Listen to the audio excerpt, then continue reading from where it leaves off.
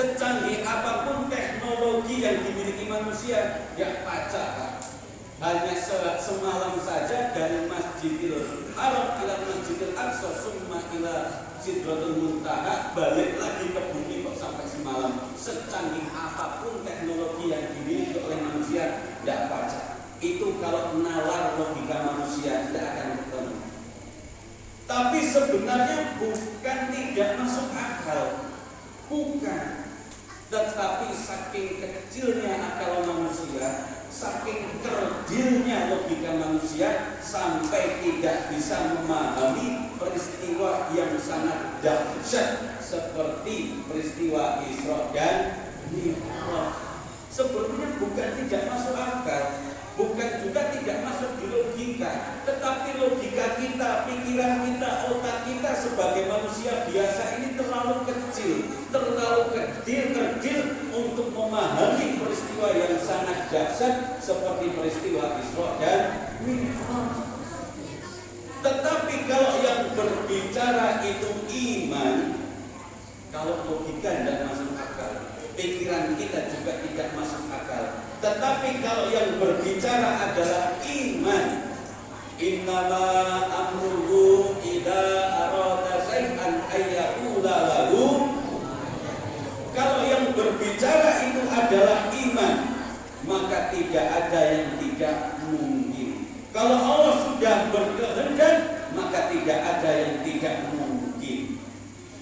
Itu peristiwa yang tidak masuk akal. Kalau Allah sudah berkehendak, tidak ada yang tidak mungkin. Contoh peristiwa yang besar, kalau manusia, ini contoh yang mudah ada di hadapan kita. Kita melihat anak-anak seperti ini, anak-anak kecil ini, itu logika kita masuk tidak? Kalau kita itu bilang anak-anak ini pasti punya bapak sama punya ibu, terima tidak logika kita? Menerima apa tidak? Anak-anak ini pasti punya ibu karena lahirnya dari ibu, juga punya bapak yang bikin ibunya bisa mengandung, terima apa tidak? Terima. Kita menerima kalau melihat anak-anak pasti punya ayah, punya ibu. Tetapi kalau Allah sudah berkehendak, ada manusia tanpa bapak, tanpa ibu, bisa jadi siapa? Nabi Adam alaihi salam. Gak punya ibu, gak punya bapak, tetapi Allah sudah berkehendak. Innama amruhu idza arada syai'an ayyaqula lahu kun fayakun. Kalau Allah sudah berkehendak, walaupun secara nalar yang namanya manusia seharusnya lahir dari seorang ibu, tetapi Allah sudah berkehendak.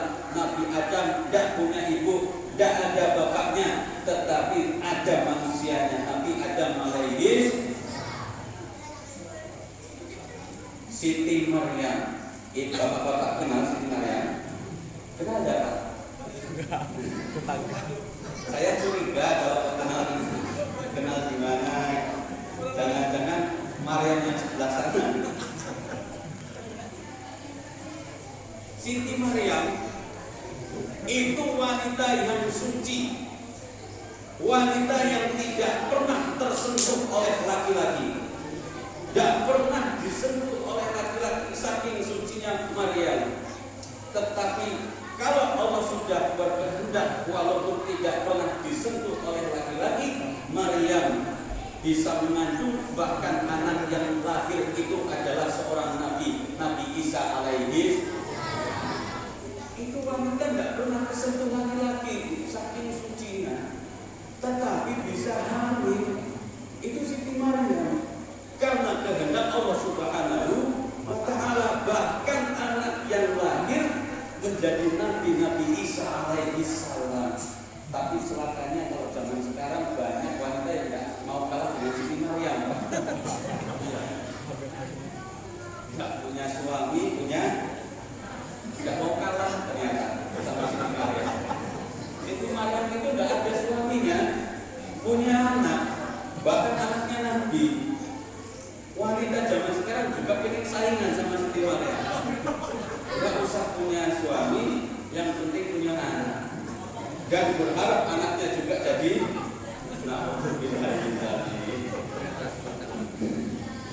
Jangan Bu ya. Mbak-mbaknya juga jangan. Lebih baik menikah sama yang masih jomblo-jomblo ini.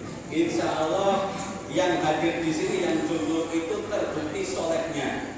Amin. Terbukti baiknya. Amin. Karena apa? Tidak mungkin Pak, tidak mungkin kita yang ada di tempat yang baik. Masjid baik apa enggak? Baik. Enggak ada yang bilang masjid itu enggak baik. Masjid ini tempat yang paling mulia, tempat yang paling baik. Maka orang yang duduk di masjid, duduk bermajelis taklim di masjid, insya Allah dikehendaki oleh Allah Subhanahu wa Ta'ala untuk menjadi manusia yang baik. Allahumma amin. Makanya mbak-mbak jangan jauh-jauh kalau mau cari jodoh, yang dekat-dekat saja. Kalau saya sudah ada yang punya, yang depan saya ini loh, ketua karantina mas sudah punya istri? Oh belum, tapi sudah punya calon? Banyak.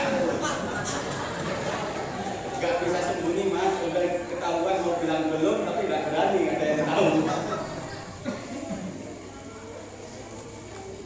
Jadi apa itu iman? Iman adalah sesuatu yang disandarkan hanya kepada Allah Subhanahu wa Ta'ala.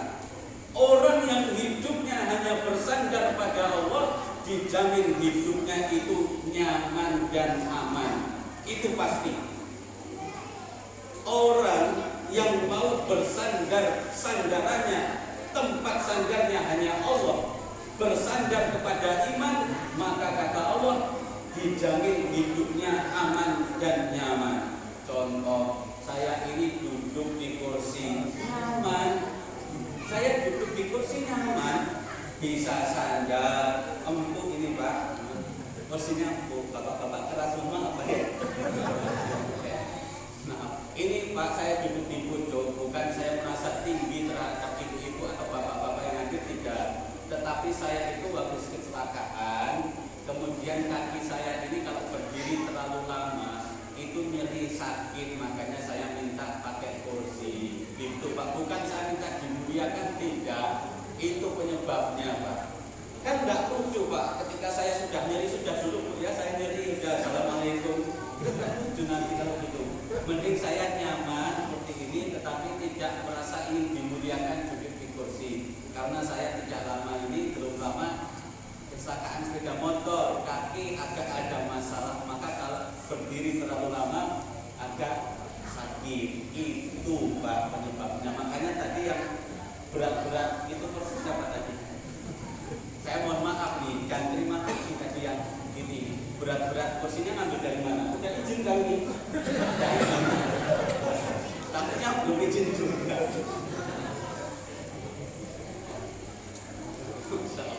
Sallu ala Nabi Muhammad. Jadi kalau sandarannya adalah iman pasti nyaman. Saya duduk di kursi empuk, ada sandaran saja nyaman. Selama kursinya masih ada, bisa sandar nyaman. Tetapi kalau kursinya diambil sama Pak Kades, saya lagi ngomong gini, Pak Kades tiba-tiba iseng ngambil dari belakang, seret aja, kira-kira nyaman apa enggak saya? Maka enggak usah Pak ya, jangan. Enggak nyaman. Saya duduk di kursi merasa nyaman karena kursinya masih ada. Kalau kursinya enggak ada, enggak nyaman lagi. Ibu-ibu di rumah punya suami ganteng, tinggi, besar, putih, kunuan. Bersandar ke suami itu nyaman selama suaminya masih ada. Tetapi kalau suaminya dipanggil oleh Allah Subhanahu wa Ta'ala, kok selama hidup selama ini hanya bersandar ke suami, hilang nyamannya. Karena bersandar ke zat yang bisa hilang, meninggalkan kita, bukan bersandar kepada Allah Subhanahu wa Ta'ala yang tidak pernah meninggalkan kita, ada selamanya. Itu Bu, makanya jangan bersandar ke suami,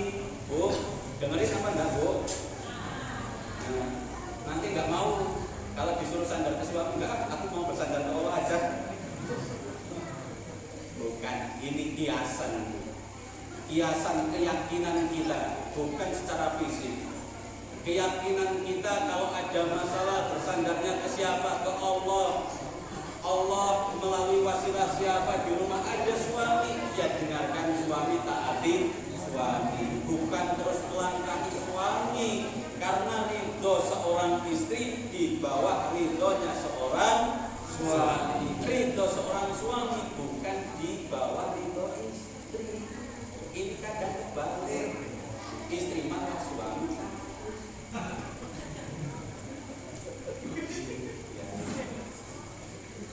Dan bapak-bapak itu kebanyakan usianya lebih cepat habis daripada ibu-ibu. Itu serius Pak. Jangan khawatir Pak, jangan takut. Karena dari riset membuktikan laki-laki atau suami itu lebih cepat mati daripada istri.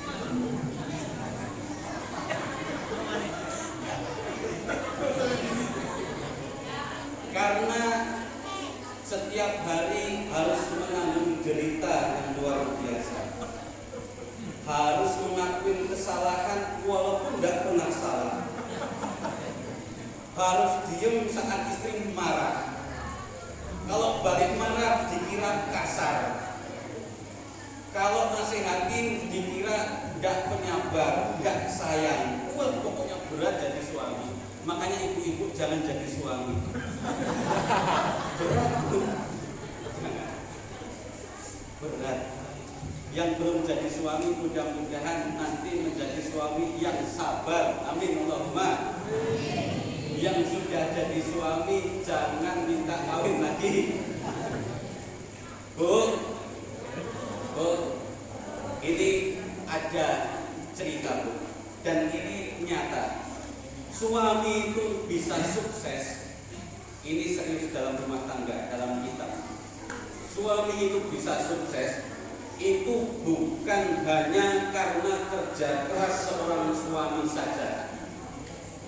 Karena ada doa yang tulus dari orang yang di belakangnya. Siapa?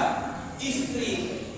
Kalau ada suami sukses itu karena ada doa seorang istri.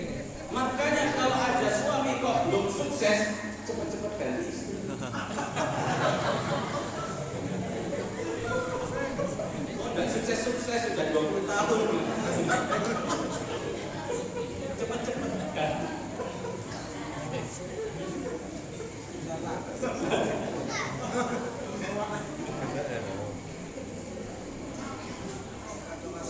Atau nambah Pak. Karena semakin banyak yang mendoakan, potensinya sukses semakin besar. Kalau satu yang mendoakan aja bisa sukses, apalagi banyak yang mendoakan. Apa yang mendoakan? Setuju? Setuju Pak ya? Setuju. Ibu-ibunya payah. Besok tidak usah lagi undang lagi. Gawat. Bu, contoh dalam rumah tangga itu ada 4. Yang pertama, suami soleh, istrinya nakal. Istrinya tidak benar, suaminya soleh. Seperti kanjeng Nabi Nuh alaihi salam. Kanjeng Nabi Nuh itu soleh, Nabi kok, tetapi istrinya nakal. Istrinya tidak benar. Contoh yang pertama. Contoh yang kedua, suaminya nakal, istrinya juga nakal. Abu Jahal. Itu Abu Jahal, suami istri nakal semua. Enggak benar sama sekali. Enggak ada yang benar. Contoh yang ketiga, istrinya solehah, suaminya yang nakal. Siapa? Fir'aun. Fir'aun itu istrinya solehah, sangat solehah. Suaminya yang nakal. Contoh yang terakhir, yang keempat, suaminya soleh, istrinya soleh. Nabiullah Ibrahim alaihi. Berarti ibu-ibu pengen contoh yang keberapa? 4. Suaminya soleh, istrinya. Tetapi Nabi Ibrahim itu istrinya 2.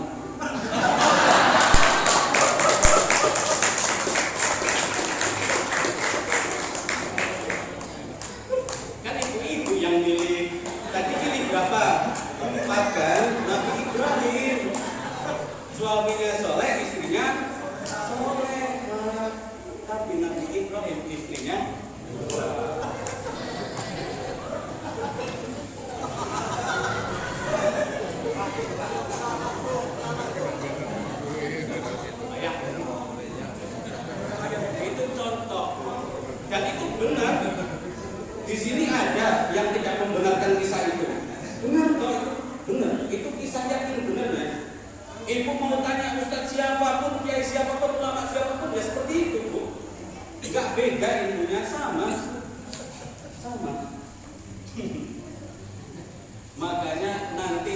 ibu bersandarlah ke suami.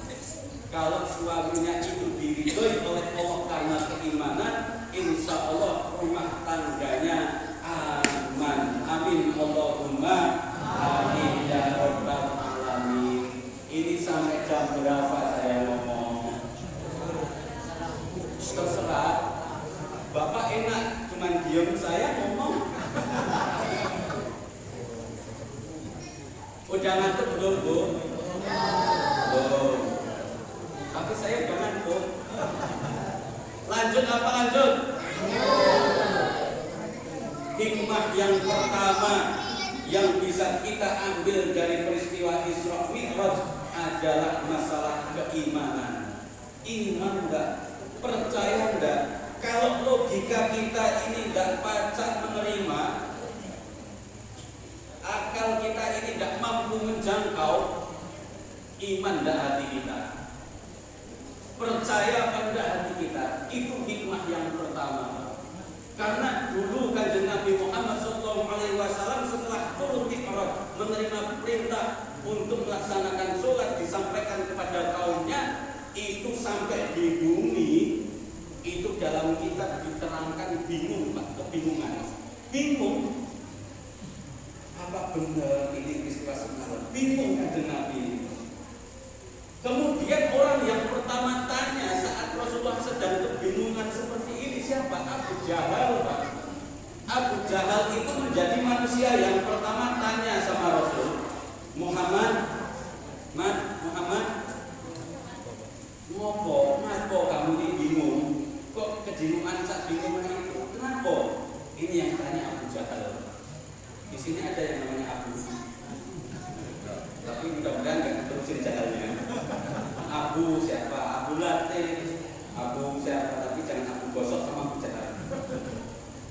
Kemudian Abu Jahal bertanya seperti itu. Kanjeng Nabi Muhammad ini dengan polosnya menceritakan kepada Abu Jahal, saya ini semalam habis dari kota Mekah ke kota Palestina, kemudian diperjalankan oleh Allah Subhanahu wa Ta'ala menuju Sidratul Muntaha, balik lagi sampai ke bumi dalam semalam saja. Semalam. Abu Jahal tidak percaya, namanya Abu Jahal, mana mungkin percaya? Hah? Apa benar? Benar, Mak? Benar hal? Benar apa enggak? Benar, yakin, serius. Masa sih? Iya. Ini polosnya Nabi Muhammad ketika ditanya oleh Abu Jahal. Abu Jahal ini ketika mendengar peristiwa Isra Mi'raj yang diceritakan oleh Nabi Muhammad, senang, Pak. Bahagia, gembira. Bukan enggak senang Abu Jahal. Tetapi senangnya Abu Jahal ini berpikiran, wah ini kesempatan. Nabi Muhammad inilah gila ini. Masa ada manusia bisa berjalan seperti itu sampai ke langit? Padahal zaman dulu kan belum ada pesawat. Satu-satunya yang bisa terbang adalah burung. Mana mungkin manusia bisa terbang balik lagi ke bumi? Wah ini Muhammad lagi loh. Selesai ini dakwah Islamnya. Itu pikiran Abu Jahal. Seneng Abu Jahal. Tetapi senangnya karena ini menganggap wah ini selesai dakwahnya Nabi Muhammad. Muhammad, boleh enggak saya undang orang-orang Mekah kumpul di sini, kemudian untuk mendengarkan cerita kamu ini semalam kamu habis seperti itu, boleh apa enggak? Boleh, silahkan. Kemudian Abu Jahal ini mengumpulkan orang-orang Quraisy, mengumpulkan orang-orang Mekah, berkumpul di bawah suatu bukit. Kanjeng Nabi Muhammad dituntun oleh Abu Jahal ke atas bukit. Ini juga peristiwa yang menarik, Pak. Abu Jahal menuntun Nabi, tidak pernah musuhan ke tuntunan. Bapak musuhan sama istri aja mau gandengan tangan, sungkan, ya tuh lagi bermarah, lagi marahan sama tetangga, gandengan sama tetangga aja nggak berani. Ini Abu Jahal, ketuanya dedengkotnya Quraisy, kaum kafir Quraisy, itu menggandeng tangan Kanjeng Nabi Muhammad naik ke pucuk bukit, disaksikan oleh para orang-orang Mekah. Makanya orang-orang berkumpul kok heran tuh.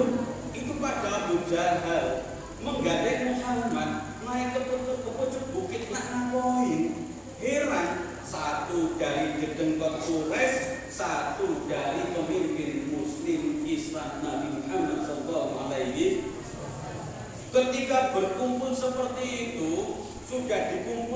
Abu Jahal bikin woro-woro. Jadi panitia pertama peringatan Isra Mi'raj itu Abu Jahal. Iya. Yang ngumpulin orang itu mendengar kisah Isra Mi'raj siapa Pak dulu? Abu Jahal. Ngumpulin orang untuk mendengarkan Nabi untuk bercerita kisah Isra Mi'raj itu siapa? Abu Jahal. Makanya panitia Isra Mi'raj ini keturunan Hiro, ini tiru Abu Jahal. Tapi bedanya dulu Abu Jahal itu tidak pakai yang bungkusan mami. Ngumpulin orang Quraisy, orang Mekah dikumpulin untuk mendengarkan kisah Isra Mi'raj. Panitia pertama ini. Jadi kalau tidak pakai Abu Jahal, kita tidak pacak ngadain Isra Mi'raj malam ini. Jadi berterima kasihlah pada Abu Jahal.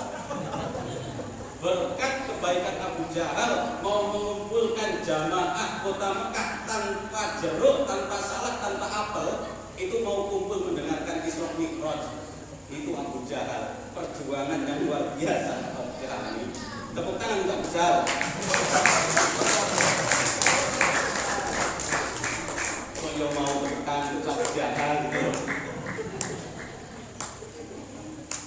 Ini Abu Jahal. Ketika diceritakan seperti itu, bla bla bla dari A sampai Z sampai selesai Isra Mi'raj, semua orang yang tadinya ingkar, yang tadinya kufur, yang tadinya tidak beriman kepada Nabi Muhammad, tambah tidak beriman, tambah kufur, tambah meninggalkan Islam, tambah tidak percaya sama Nabi Muhammad karena peristiwa yang tidak masuk akal seperti itu diceritakan.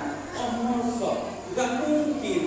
Orang yang tadinya membenci tambah membenci. Orang yang tadinya tidak beriman tambah tidak beriman. Bahkan sekelas Umar, para sahabat yang dekat dengan Nabi itu juga tidak yakin dengan peristiwa itu, Pak.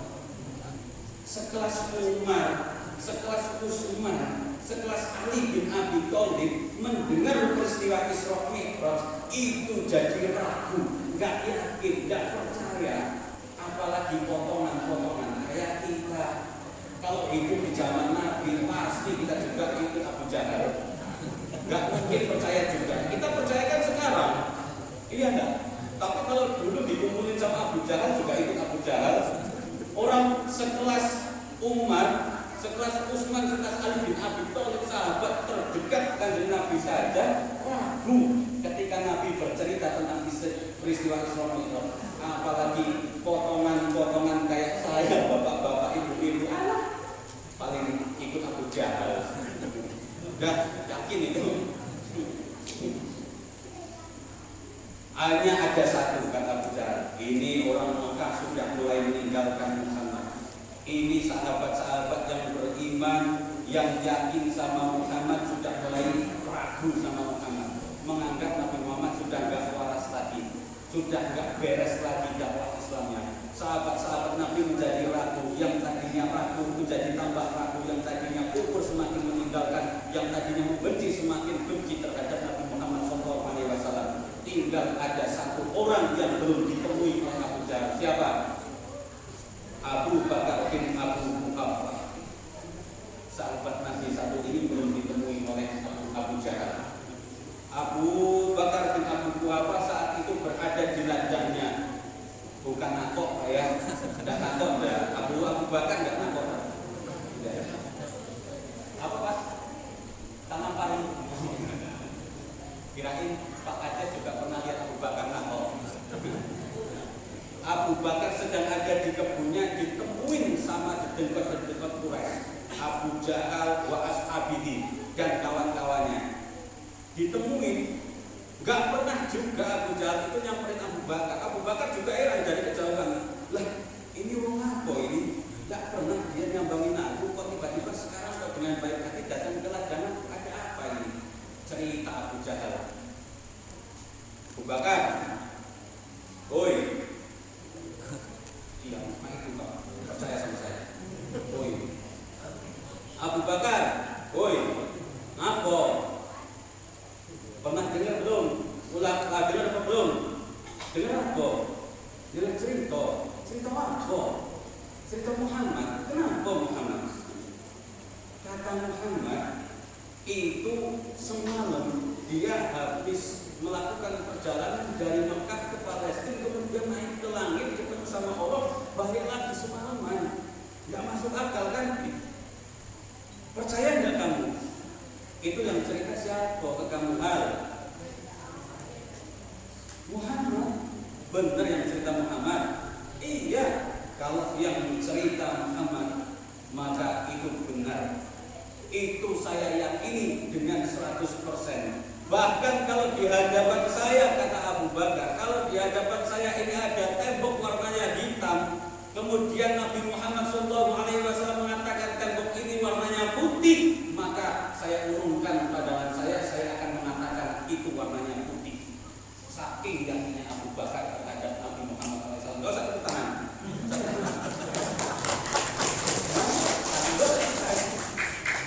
Saya kalau sering ditepuk tangan berasa kayak burung dara saya, Pak. Orang ngaji kok sering ditepuk tangan itu, berasa ojek tunggal saya. Abu Bakar mengatakan seperti itu. Bahkan kalau di hadapannya ada tembok warnanya hitam, Nabi Muhammad mengatakan bukan Abu Bakar, itu temboknya warna putih, maka saya akan yakini tembok itu warnanya putih. Saking yakinnya Abu Bakar dengan perkataan Nabi Muhammad SAW. Gagal Abu Bakar menghasut, Pak. Gagal.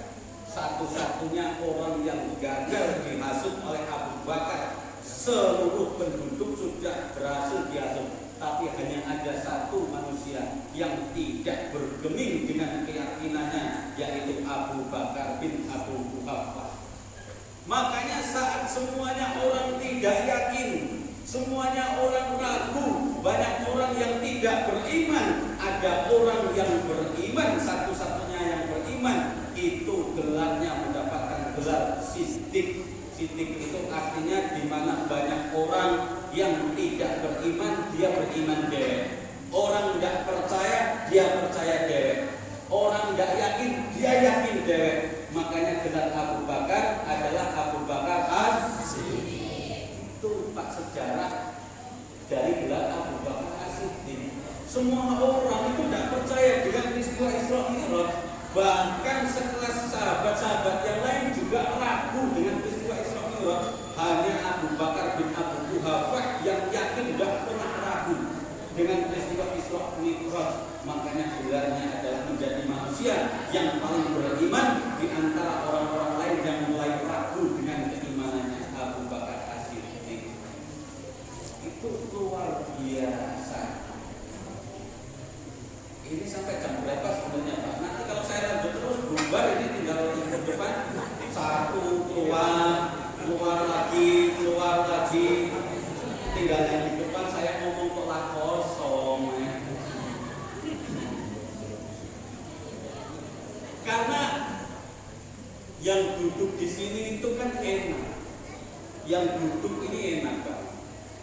Karena semua yang hadir di sini kecuali saya, tujuan saya, ini serius. Yang hadir di sini, yang duduk ini kecuali saya, sekarang jaraknya itu sedang sangat dekat dengan surga.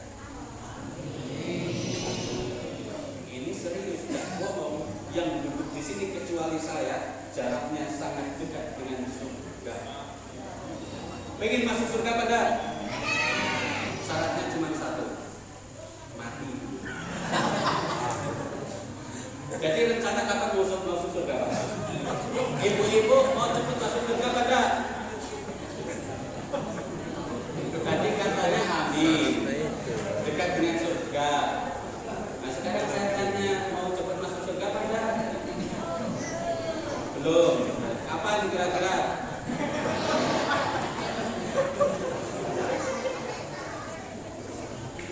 Kecuali saya. Kenapa saya tidak mau ikut? Bukan saya nggak mau mati duluan, enggak, Pak. Karena kan kemungkinan kan cuma dua. Kita ini ada yang lebih muda sama ada yang lebih tua. Yang namanya maut itu tidak mengenal usia. Saya lebih muda, bisa saya belakangan, bapak-bapak duluan, itu bisa. Atau bapak-bapak duluan, saya belakangan, itu juga bisa. Nah, sama, Pak.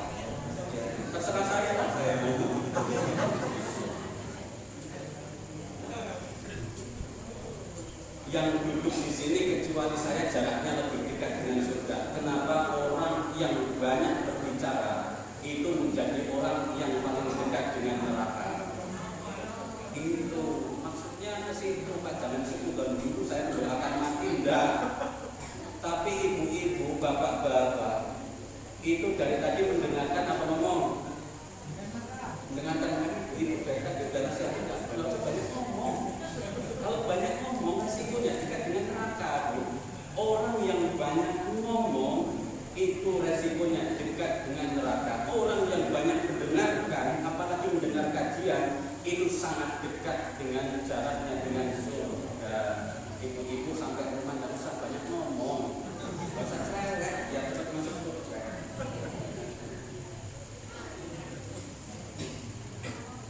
Saya menjadi potensi pertama masuk